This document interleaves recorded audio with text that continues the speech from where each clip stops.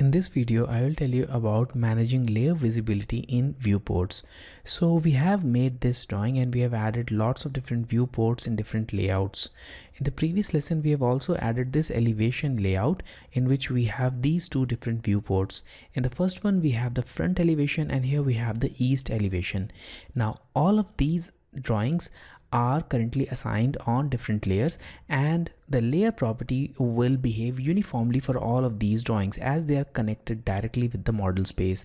So if you go to model space and here if you change the layer assignment of any one of the object, for example in this case we have the blocks, let's go to the drop down, and for this block layer I'll turn it off, the visibility, and all of the blocks in this floor plan, the east elevation and the front elevation will be turned off, so that will affect uniformly. Now I'll turn it on and I'll move back to the layout. So here in the layout view we have some different settings also. So using these settings we can change the properties of specific viewports only. To explain this, I'll just move this layout over here and then I'll click on Layer Properties Manager. Now this palette will pop up. Here we have the common properties of the layer, and if you change any of these properties it will universally change the property of objects in all of these viewports. But when you scroll this layer property manager a little bit over here, you'll see some properties which are specific to the viewports.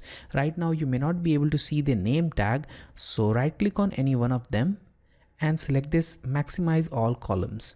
So that will maximize it, and now you'll be able to see the name of these columns.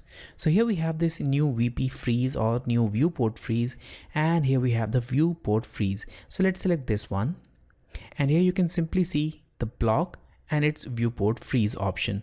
So let's now freeze the visibility of this blocks layer. So before that we need to activate the viewport. So I'll double click on this viewport and this viewport is now active.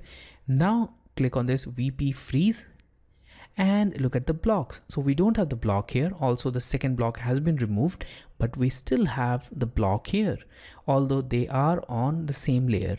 So right now this change is affecting only this viewport. So I'll double click outside and now I'll move to this text layer. So in this case we have text in both of these viewports. Let's click on this one, and now they are on both same layers. So I'll turn off this, so I'll freeze it, and here the text has been hidden. But in this case, in this layout, the text is still visible. So in this way we can change the properties selectively for different viewports using these layer options.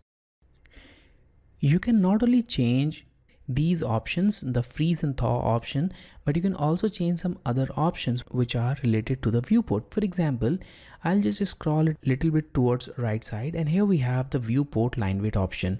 Here in this case, let's say that we want to change the line weight of this viewport. So I'll double click here, and now here we have this zero layer.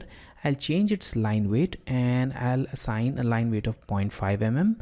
Click on OK, double click outside.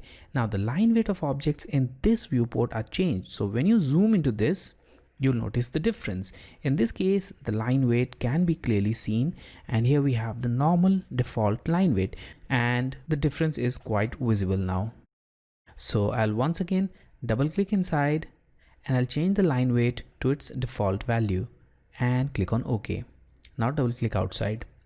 So now let's click on this close icon to close the layer properties manager.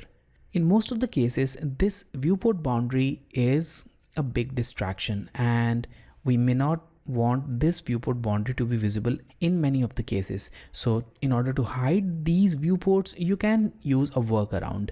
So you can create a new layer. So I'll go to layer properties manager. I'll click on this new layer and I'll give it a name. So I'll name it as VP, press enter. Now you can put these objects, the viewport boundaries, on the VP layer. And now you can freeze this VP layer. So click on the drop down and freeze it. Now we don't have the viewport boundary. We still have the object.